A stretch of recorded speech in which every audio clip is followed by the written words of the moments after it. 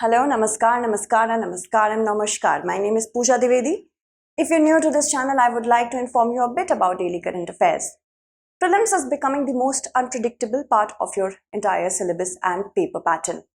Hence, we curate the fresh of the fresh news, try to understand what kind of questions, tricky questions that can be formulated by the UPSC, and hence formulate those questions for you to understand prelims examination. Let's begin, but before we begin, I would like to inform you about a course that we are launching, Prelims to Interview. This is a completely in English batch, and if you are wanting to join this batch from 19th of June onwards, we are going to have this batch from 6 p.m. And these will be live classes, not recorded ones. You will be provided mentorship, hand-holding guidance, everything is there. You can visit the website as well. And if you want to avail this course, it is just available for Rs 60,000, but if you use the code PDLIFE, it will be made available to you at 29,999 only. Let's begin with the various events that we are going to cover. First of all, let's talk about the question with respect to NIA. With respect to National Investigation Agency, consider the following statements. NIA can take suo motu cognizance of terror activities in any part of India. It can enter any state without permission from the state government, and it was constituted at the wake of the 9/11 attacks. So, how many statements given above is or are correct? National Investigation Agency is formulated on the lines of FBI. It is more powerful than the Central Bureau of Investigation as well. Also, it can take suo motu cognizance of the terror activities in any part of India. That means if there is a need to initiate on its own, NIA will start its investigation and take actions. So first statement is definitely correct. It can enter any state without the permission from the state government is also correct. That is why it is so powerful. Second is also correct, but it was constituted at the wake of the 26/11 attack, not 9/11 attack. 26/11, the Taj terror attacks. So first and second are correct, third is not correct. Two statements only will be the correct answer. Let's move on to the explanation, because NIA is seeking assistance with respect to Khalistani movement in London. That is why this question is important. The NIA is the Central Counter-Terrorism Law Enforcement Agency of India. It is mandated to investigate all the offences which affects the sovereignty, security and integrity of India. That is why it has a very wide scope. It is the only truly federal agency in the country which has drawn parallels to the FBI of United States. It's even more powerful than the CBI. It has the power to take suo motu cognizance of terror activities and also register a case to enter any state without the permission of the state.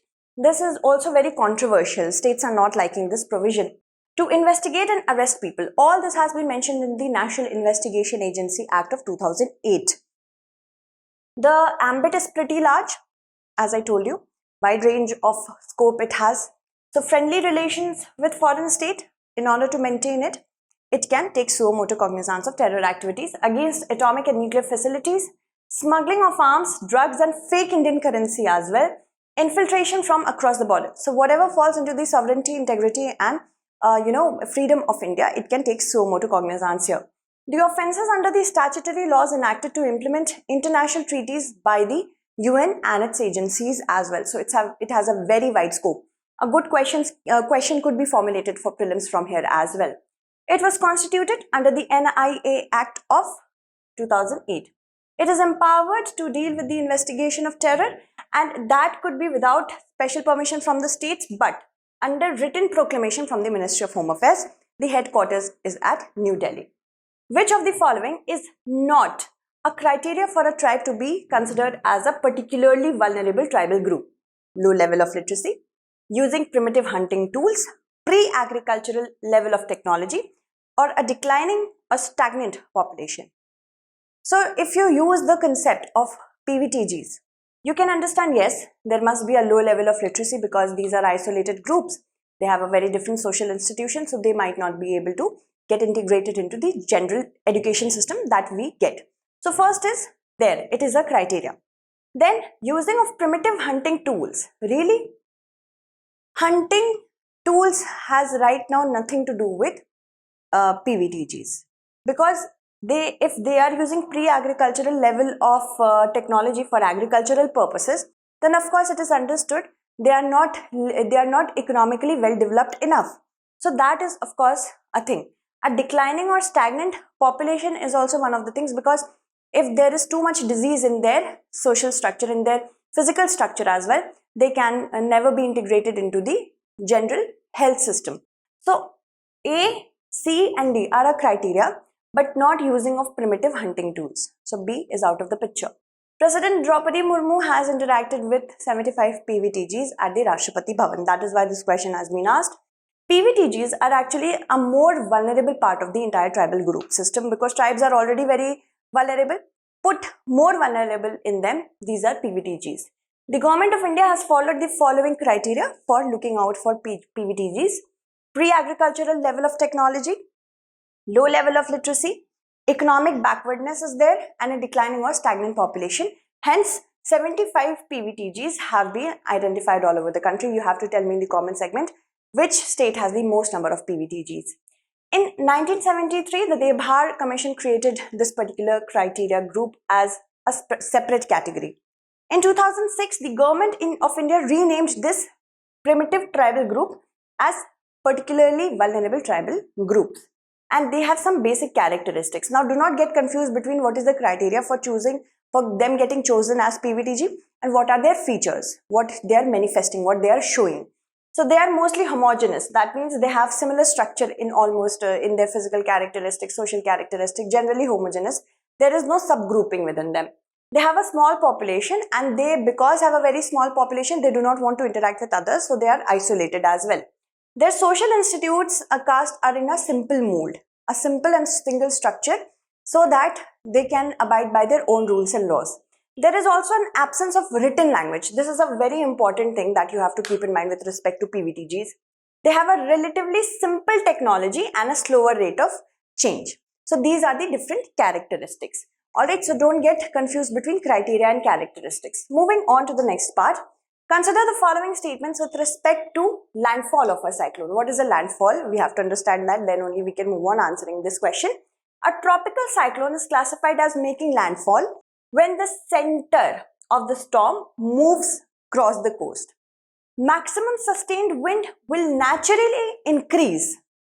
Keep this in mind. Increase as the cyclone moved inland due to frictional differences between water and land with the free atmosphere.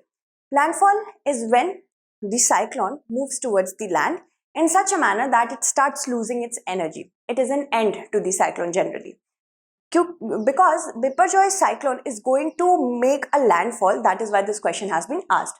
So what do we have to answer from here is to which of the statements given above is or are correct.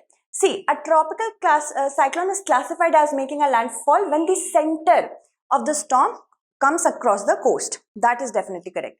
Because when the center will come there will be weakening of energy. This is the center, and here are the atmospheric disturbances which are surrounding it. If the center itself will come there, then what will happen? Weakening of the energy will start to take place, and hence it will make a landfall. Maximum sustained wind will naturally decrease. That is why when landfall occurs, a little storm surge is there, but maximum wind speed will come on decreasing. As the cyclone moved inland due to frictional differences between water and land. That means, because first of all, when the wind will move inland, more friction will be there with respect to land as compared to water. And when that happens, the wind speed will come down. More friction leads to speed coming down. Remember that. Okay, so first and second, both from the perspective of the question, first is correct, but second is not correct because here it should be decrease and not increase. So first one only is going to be the correct answer. Biparjoy is about to make a landfall, and cyclone is going to do it in Gujarat. It is the second strongest in the Arabian Sea after Taukte. I have also covered why Arabian Sea is, witnessing many more cyclones as compared to previous decades. Landfall is the event of a tropical cyclone coming onto land after being over water. Water charged it, so much energy is provided by water. When it comes to land, it makes a landfall. A tropical cyclone is classified as making a landfall when the center of the storm moves across the coast. And in strong tropical cyclones, this is when the eye moves over the land. I is of course the calmest part of the cyclone, remember that. This is, once that happens, this is where the most damage occurs. That is why National Disaster Management Authority and State Disaster Management Authority are looking forward in not a very good way at this particular landfall. Because the most damaging aspects of these systems are concentrated near the eye wall, not the eye, but the eye wall. Also remember that. Also, if we talk about the other important aspects of it, such effects include the peaking of a storm surge. A storm could come, core of the strong winds also come to the shore, damaging life and livelihood, and heavy flood rains coupled with high surf. If there is a high tide, high surfing capacity of water along with that storm, it will lead to beach erosion as well. And when a tropical cyclone makes a landfall, the eye closes in itself. Eye will start closing in because there is a lack of fuel that it was getting from the water. Alright. Maximum sustained wind will naturally decrease. I have already told you that. But a landfall should not be confused with a direct hit, because when there is a direct hit, the core of the high wind comes onshore, but center stays offshore. So when the center is offshore, but the other region is onshore, that is a direct hit, not a landfall, because the main region of the cyclone is not coming onshore. Alright, so I hope you understood this. Next, with reference to SIPRI Yearbook, which has recently been released, consider these particular statements. The nuclear arsenal of India has grown to 164 in 2023. Pakistan has more nuclear arsenal than India. Russia and the US together possess almost 90% of all nuclear weapons. So what do we have to see? We have to of course see how many statements given above is or are correct. Alright. So first statement, if we talk about India's nuclear arsenal has of course grown to 164 from the last year. And Pakistan actually has more nuclear arsenal than us. That is why we are developing more deterrents. And Russia and the US together possess almost 90% of the nuclear weapons. So first, second and third, all three are actually correct. That makes all three to be the correct answer. Alright, moving ahead. China could potentially have as many as ICBM, intercontinental ballistic missile, as Russia and the USA by the end of the decade. And that is not a good report for India, because we also have to now increase our defense expenditure. This all was given in the Stockholm International Peace and Research Institute, or SIPRI. Size of China's nuclear arsenal increased. China is also increasing much ahead of India. From 350 warheads, that was in January 2022, now they have 410 as of January 2023.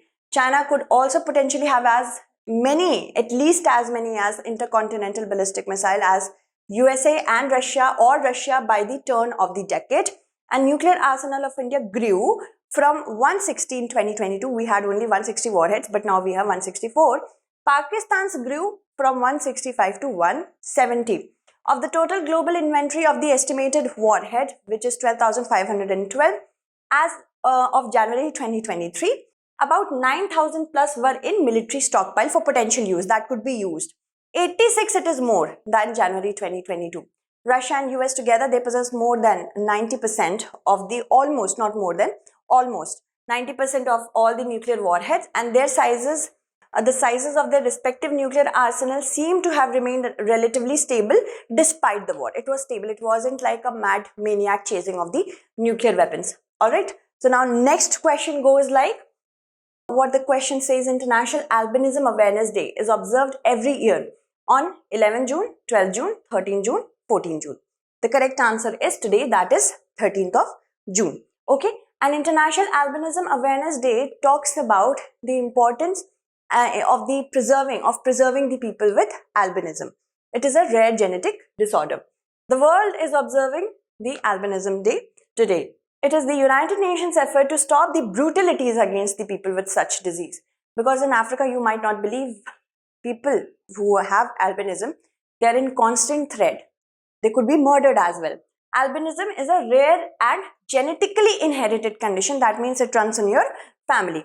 It results in little or no pigmentation of the skin, making the skin appear to be white. If there will be no color, then it is white. Hair and eyes as well. So it's in skin, hair and eyes. It causes vulnerability to the sun and bright light. People with albinism are more prone to cancer. So remember, because they have no pigment to save themselves. Moving ahead, now if we talk about the contagious aspect of it, it is non-contagious. but most of them are blind and they are prone to developing skin cancer, as I told you. What is the theme for this year? The theme for this year is inclusion is strength. Despite of races and in spite of races, we must understand that albinism is a genetic disorder. It is non-contagious and people should not be attacked with it.